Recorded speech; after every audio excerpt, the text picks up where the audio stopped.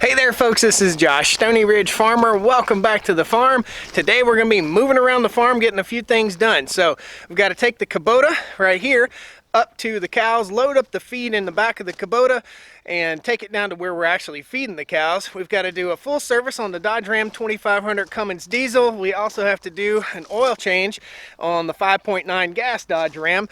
Today is kind of catching up. It's about 60 degrees. Unbelievable here in December. 60 degrees, and I'm going to take full advantage of that. That way we can get the shop all cleaned out and get ready to start working on Popcorn the Willis Jeep. All right, let's go have some fun. Woo! I ain't afraid of work. I ain't afraid of play. I ain't afraid to get the job done and do it my own damn way. I ain't afraid of life. Times like this. If you mess with my freedom, I'll tell you just what you can kiss. That's right. Before we go up and feed the cows, let me give you an update on Earl the tractor. Earl is our Massey Ferguson Model 65. You see the wheels off of it, and I got a bucket hanging over the wheel. I'm in search of parts for Earl. I don't think I'm gonna have any trouble finding all the parts to take care of this tractor, get it fixed, get it back going. However, the holidays have set me back a little bit. So we've got family stuff going on, and the tractor dealership has family stuff going on. Places are closed, so this is on the back burner until after the holidays, I guess. Also, hopefully, we'll get enough good weather that we can work on our fence. So we have a ProTech P200S fence post pounder right here. We're going to hook onto the back of the John Deere tractor and we'll be pounding fence posts. I need to order quite a few fence posts, and we've got a huge fencing project in the works right now. A wooden fence to go all the way across in front of the house. Awesome. Let's get busy.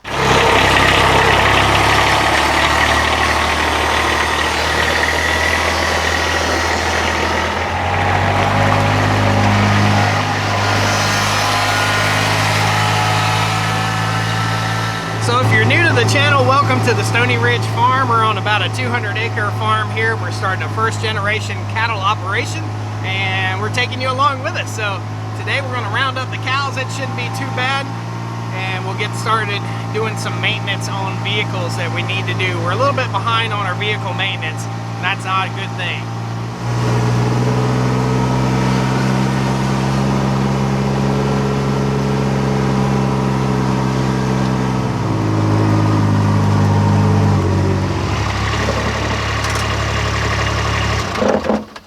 Cows come running now, man. They know the sound of the Kubota. Look, that's awesome. Hey, buddy, what you doing there, Boss Cow?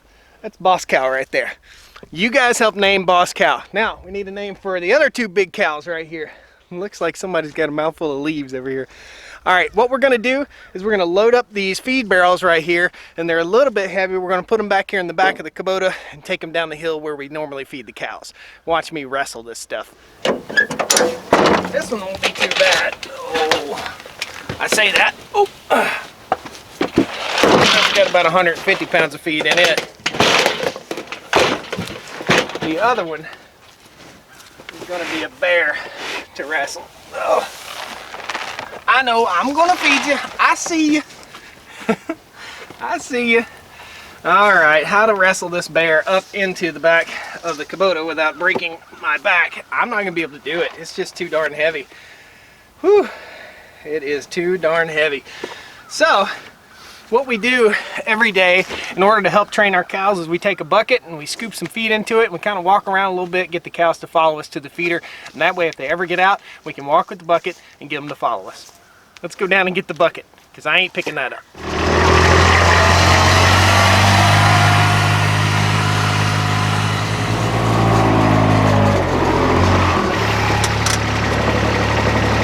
This is an old pickle barrel that I picked up off of Craigslist. You can find these things. It's a watertight barrel for feed. It's super duper awesome. This is all stock sweet feed, so good for goats, cows, and horses.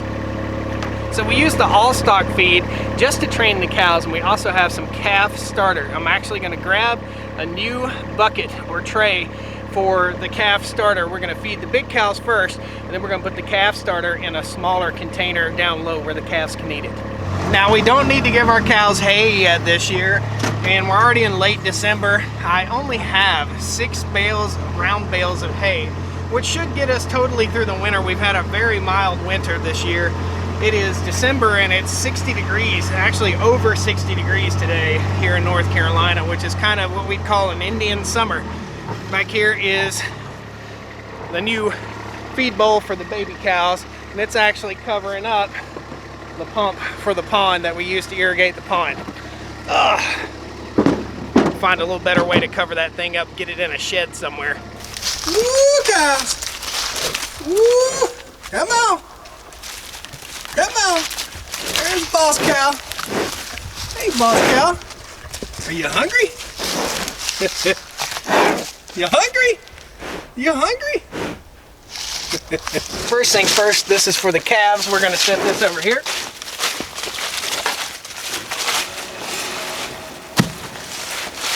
There we go. And we'll get the feed. Woo, baby! Woo, cow! Hey. Woo, cow! And this is the calf starter right here, and we'll feed this to the babies. Hopefully this works. And that's feeding the cows. Now let's go down and get working on the trucks.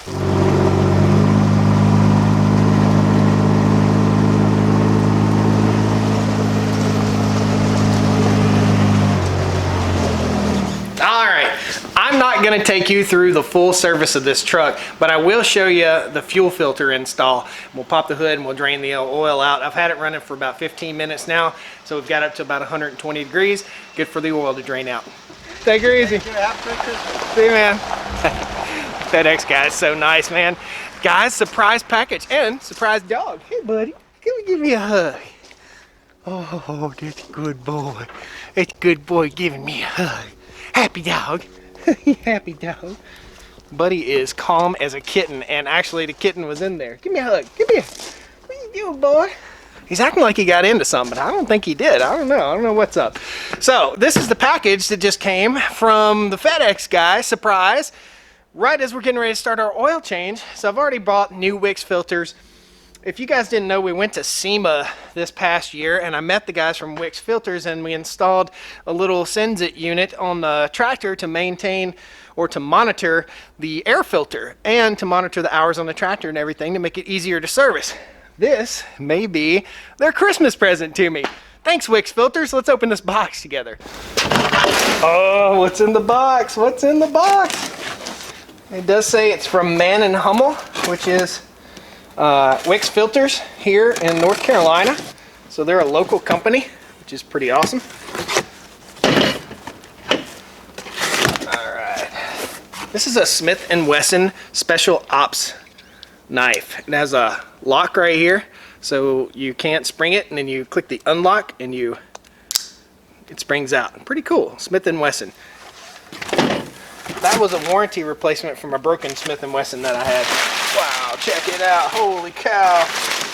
Look at this stuff. Filters, filters, filters. I don't even know what some of these filters are. Air filters, oil filters. Look at this. Holy cow, man. That's awesome. Look. Ventrac filter. That's so cool, man. So cool. I have no idea what these filters go to. I'm going to have to look them all up. Oh, but I do know what this one goes to. Look. Massey Ferguson air filter. That's awesome, man. Kubota fuel filter. Thanks, Wix. Thanks, Wix Filters. Thank you so much. Holy cow, that's awesome. So Napa filters are a division of Wix Filters, and that's what we're going to be putting in the trucks today, both trucks. And holy cow, I can't thank them enough. That's awesome. I'm going to have to sort through that in a little bit and figure out what goes to what and write it down on there. Let's get busy. Let's change this oil. So by no means am I a pro mechanic here, guys. I'm not claiming to be a pro mechanic, but I do all my services on all my vehicles, or most of my vehicles, unless it's something that's too complex or electronic that I don't fool with.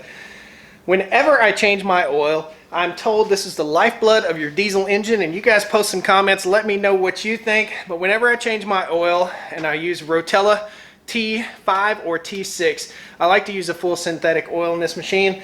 Whenever I change the oil, I always change the fuel filter. hands down, beyond the shadow of a doubt, I always change a fuel filter. Let me know. Is that something that you guys do? Is that something that's normal? Any mechanics out there? Let me know. Let's get busy. A total testament to diesel technology. This is a 20-year-old truck. Not one drop of oil. It's been in the garage all night long. Not one drop. Not a penny size, not a dime size. No oil whatsoever underneath this engine. It's clean as a whistle. What we have to do is disconnect the dipstick, move it to the side, push a few other things, wiring and such, over to the side. We'll remove a little canister and slide out our fuel filter really, really slowly. While that process is going on, I also have a drain pan underneath this engine, draining out all the oil. Now what I did in the past is I put a label right here under the hood of how many quarts of oil this machine takes, so that way I don't have to look it up every single time I change the oil in it. Cool. Going in.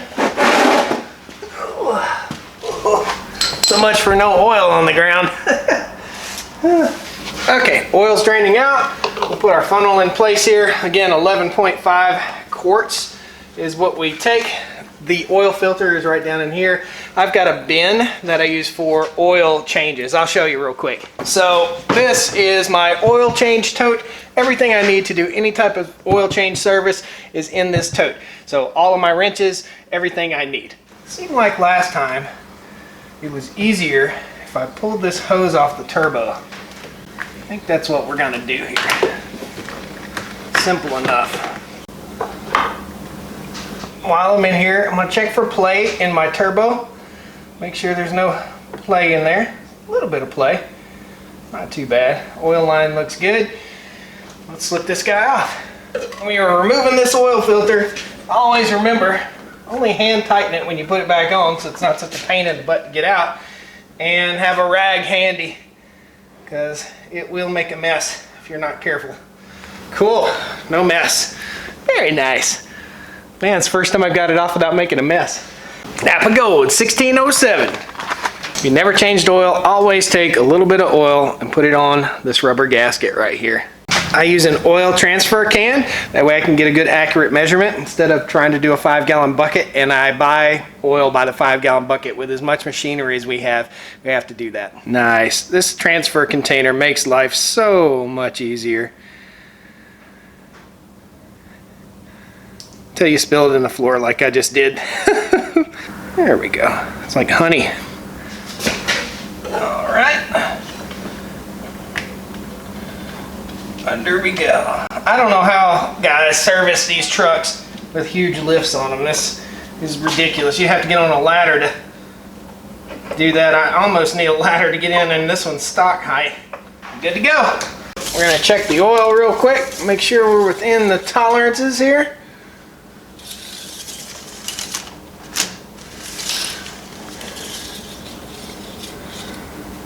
Nice. Full. So here we are at the front of the truck. This is our oil dipstick. We've gotten it out of the way, and right over in there, that canister is where our fuel filter is. Let's double check, make sure that we have a new filter in here and a new gasket. That rubber gasket's important right there. Be very gentle with this, and be very careful not to cross thread when you put it back.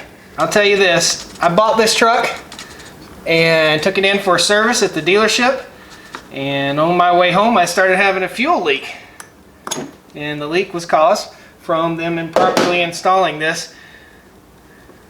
And the gasket got twisted. So it's important. And when you get it loose, very slowly and gently pull this guy out so that all the fuel has an opportunity to drain. There it goes. Back in there, or you'll be making a huge mess. It's probably a good idea to have a rag over here also, but we're just going to use our hands for this one. There we go. Ugh. So this is a fuel filter right here, and this comes right out very simply. It snaps into place down here, so all we do is take it and grab a hold and snap it out.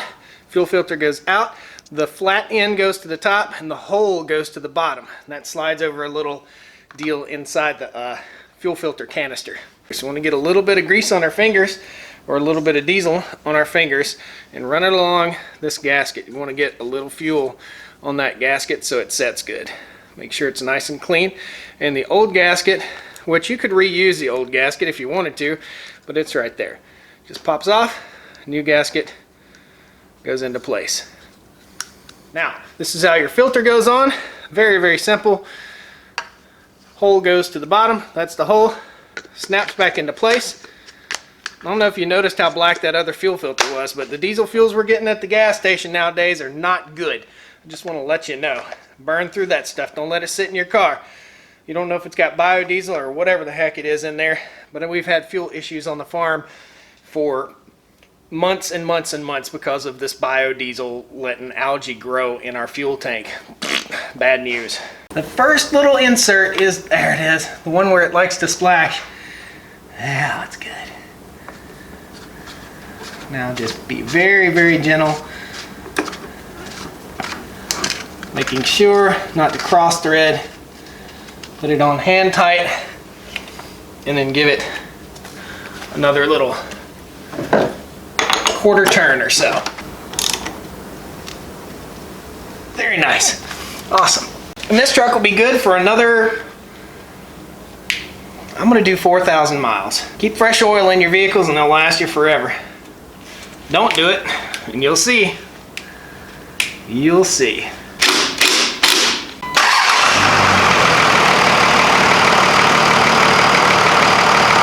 Sounds good, don't she? Right on. Let's go get the other truck.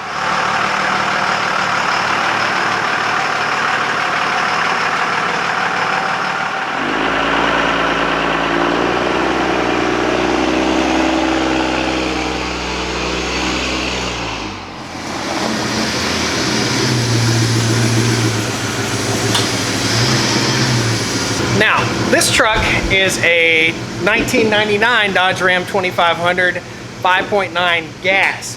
Great truck. We paid $3 grand for this truck. It's four-wheel drive. It's a whole lot of truck. I think it had 160,000 miles on it when we bought it. I think we're pushing the 175 mark now. I don't even think I put 3,000 miles on this truck. This is the one with the fuel tank on the back of it. Okay, so we're plenty warm. We're gonna go ahead and shut the engine off. Oil is warm and it'll drain out faster. Wanna laugh?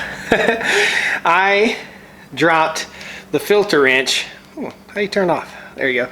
I dropped the filter wrench in the oil, not once, but twice. What a world. And it splashed all over my face. We're in it now. We're in the good part. The next step is going to be refilling the oil real quick. I've got this headlamp because it just makes life so much easier. We're going full synthetic on this one too. It takes 5 to 5.5 quarts. We'll pour the 5 quarts in first and then check it. This is basically it's a 5.9 liter, which is the 360 gas engine. I always check the oil and then we'll fire it up again. Let it run a minute. Check the oil again. See if we need to add any more. And we're checking good. Wipe her down. We're all done. We've got it wrapped up. I got a few family things to do. It's Christmas time. It's the holiday season. So I just want to take you guys along with me, show you what was going on today here on the farm. Just getting some oil changed. I think we're actually going to pull the 454 Super Sport truck in here, change the oil in it while we're into all this, and maybe even pull the Grand National in. Both those need a new oil change, and we actually have to put brakes on the Cummins Dodge too. I don't know if I'll have time to do brakes in the next couple days, but I know for sure I've got some good fresh oil in both my trucks now. So we'll see you guys next time on the Stoney Ridge Farm. I appreciate you coming. Hope you enjoyed this little vlog. This is what's going on here on the farm today. Thanks a lot. We'll see you next time on the Stoney Ridge. Woo!